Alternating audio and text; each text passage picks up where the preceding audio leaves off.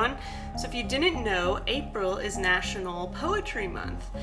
So this seemed as good a time as ever to start a little series I've been wanting to do where I just share my poetry with you guys and talk about it and analyze it and all that stuff. And the music I've been currently using as my outro is a song that I wrote that uses two of my poems. The song is called Keep Your Eyes on the Skies. I thought that'd be a fun place to start. Both these poems were published in my poetry collection, Transform, which is a chronological collection that basically tell my life story of just enduring depression and finding faith and hope to overcome.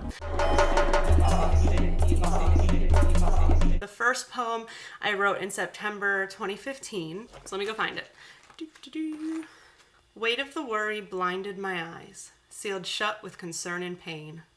But I lift my thoughts to the unseen, the mysterious being in control. Then suddenly I see clear again, and peace rests in my soul. Restless blockades roam the earth, but the skies breathe free his love. The second poem is called Eyes on the Skies, and it was written about a month later, so let's go ahead and read that one. Keep your eyes on the skies, where the birds intertwine with the wind, and the sun's rays weave through the clouds. Where the air is clear, and the song of joy plays on. Let your mind escape to the freedom of the open air, where the thunder's roar dances through the vast blue, and the moon's whispers delight the stars. Where his creations awe and inspire, and his majesty is displayed. Keep your eyes on the skies. Cool, okay. A little background. At the time I wrote these, I had experienced a huge transformation in my life. I was experiencing so much freedom after years of depression and hopelessness. And less than a year earlier, from when I wrote them, I had become a Christian and was discovering who God really was on my own accord, really digging into it and researching and learning. And this is after years of rejecting the idea of Jesus entirely. Like, I wanted nothing to do with it. And I was beginning to realize, though, he was so much more than I thought he was. And I was overwhelmed with excitement as I began to discover the world like all over again in light of this new spiritual awakening that I was experiencing. And I was also learning how to trust God and lean into him during the unknowns, during stressful deadlines and brokenheartedness. And one of my favorite verses at that time was Colossians 3:2. Set your minds on things that are above, not on things that are on earth.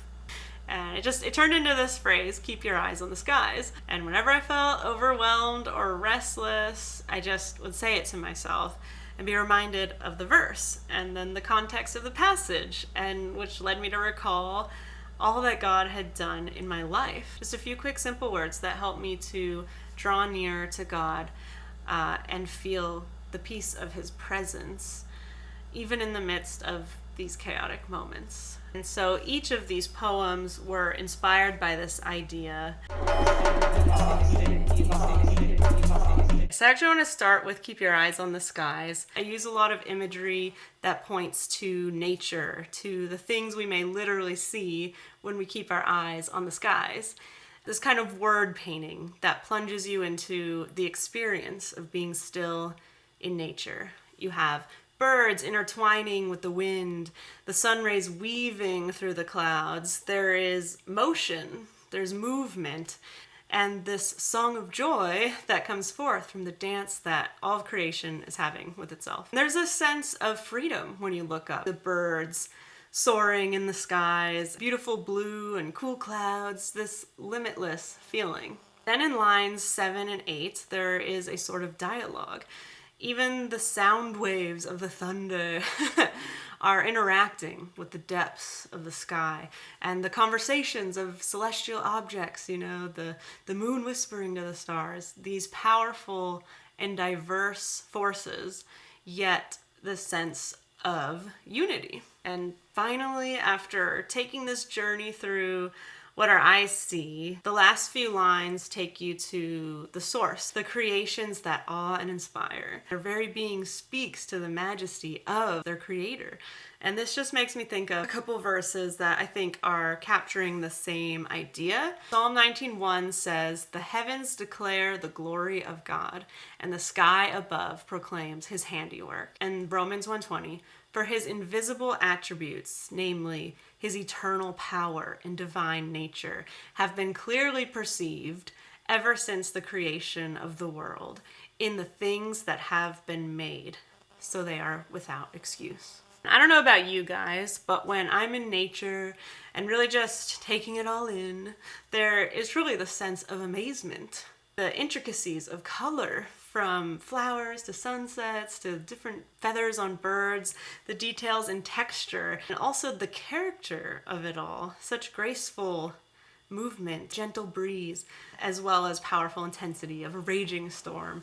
And it's truly awesome. Like we say awesome every day, like, man, that's awesome. Yeah, it's like, no, the true meaning, getting back to the root of what awesome is, that just like, you're in awe. You're just like, the sublime, right? So being outdoors not only fosters this marvel of existence, but it also produces a sense of inner peace. I think it reminds us that there is so much more surrounding us than the worries of the 9-to-5 job, or squabbles between loved ones and friends. We go to a spa or meditate or something, the music, the soundtracks of nature sounds, and it's so calming, I think it's no wonder they use that imagery that is so associated with like recentering ourselves.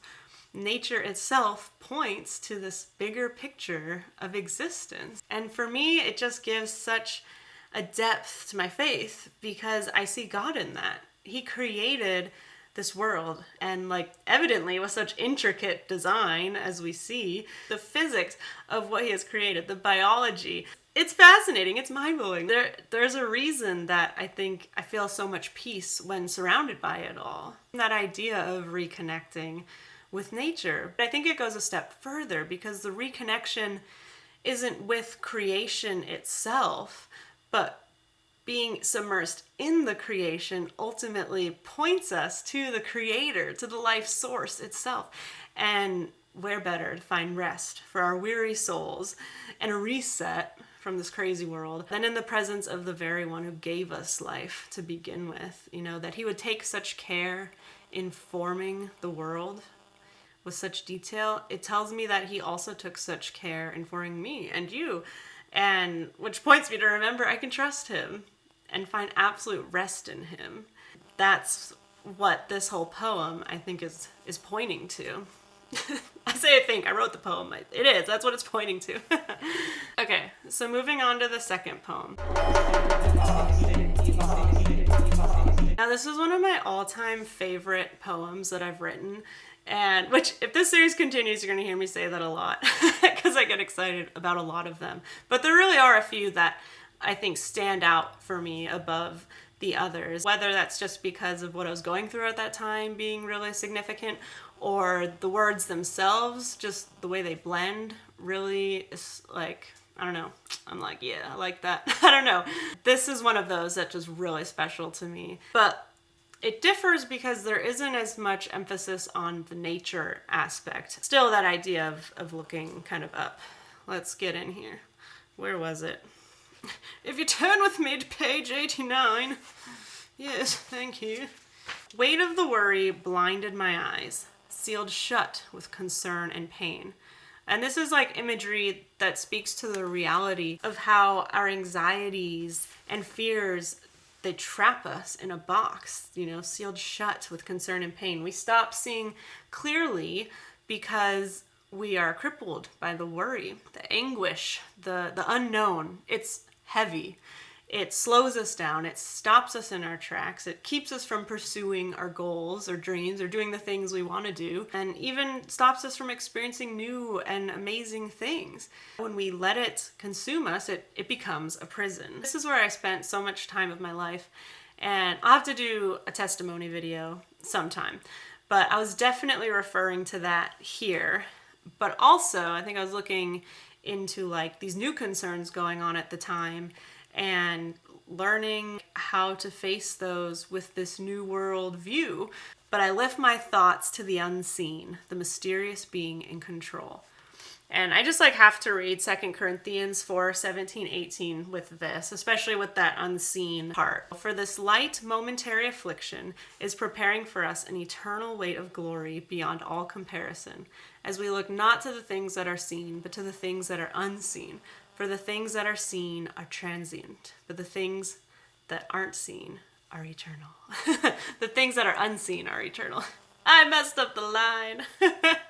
Another huge verse impacting me during this season of my life. Just this reminder that there's this whole spiritual realm that is real and ever present and that I'm not seeing, but where battles are being fought and where God is working in ways beyond my comprehension that may or may not be revealed to me in this lifetime. It's this eternal perspective that God's plans and purposes are so much greater than I can realize. Then it comes to this line, then suddenly I see clear again and peace rests in my soul. And why? I'm talking about the unseen. Why do I see clear again? Because I may not physically be seeing everything going on, but when I set my mind on the one who does, I see clear again. Because I remember he loves me. He is good. He died for my sins and has a purpose and a plan. He is in control, and there is eternal hope of redemption for this world. This world, as we know it, reset to its original glory and sustainability in him. And this truth produces a peace because it reminds me what I'm really running towards. And it reminds me of all that he has pulled me out of and set me free from. And the joy in knowing him and being known. And yeah, it's really good. And like one of my absolute favorite lines in any of my poems comes from this poem. It's this final line. I lost my page again. Okay. Restless blockades roam the earth, but the skies breathe free his love. There are so many distractions and obstacles that we face in our day-to-day. Difficult clients or customers, car troubles, little disagreements with friends and family or a stranger, eating Oreos, finding out you don't have any milk. And some harder, great losses, great pain, fractured relationships, broken families, losing your home, losing your job and your financial stability, and feeling left with nothing. There's a large spectrum of these distractions. I mean, those are distractions, those are more obstacles. Distractions, you know, what are we watching? What am I filling my mind with? What am I doing with my time? Is it edifying? Is it connected to what is valuable to me? And is it helping make me the person I want to be? You know, the person God sees me as and wants me to become? These are the restless blockades. They never seem to sleep. And just when you pass one, you know, another one appears and you think, how am I ever going to get to where I'm trying to go with all these roadblocks? But when we turn our eyes to that bigger perspective, when we look to the skies, here you are in this downtown, construction everywhere, and it's polluted everywhere, and it's horrible. And you look up, right, and it's like, there's this break in the pollution. You can see the blue sky piercing through. Samwise! When the sun shines, it'll shine out the clearer. It's that idea. You look up and you see that beauty, and even the smallest bit of that outweighs all the rest. And when we look to the skies, we find his love like a fresh breath of air that says, cast all your anxiety on him because he cares for you. Come to me, all you who are weary and burdened, and I will give you rest. Take my yoke upon you and learn from me, for I am gentle and humble in heart, and you will find rest for your souls.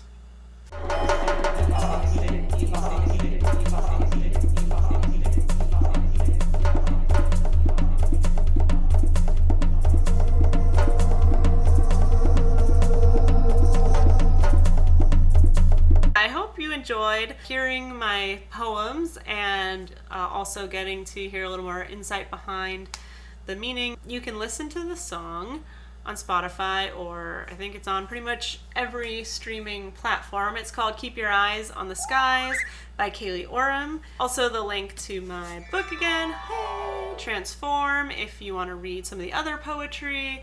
And I hope you guys have a great day. So that is all for now.